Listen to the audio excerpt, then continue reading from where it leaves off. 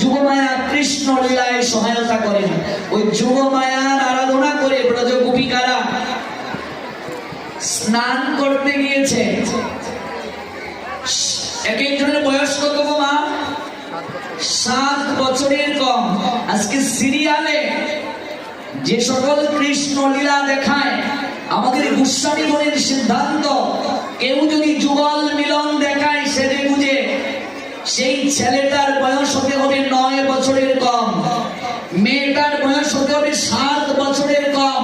9 বছরের উপরে কোনো ছেলে যদি কৃষ্ণ সাজে আর 7 বছরের উপরে কোনো মেয়ে যদি রাধা সেজে যুগল মিলন দেখায়, যে দেখবে সে নরকে যাবে, যে দেখাবে সেও নরকে যাবে। আজকাল কীর্তনিয়ারা দেখবে রাস দেখায় সেজে গুজে। কোথায় পেলে অধিকার এগুলো? কে তোমায় অধিকার দিল?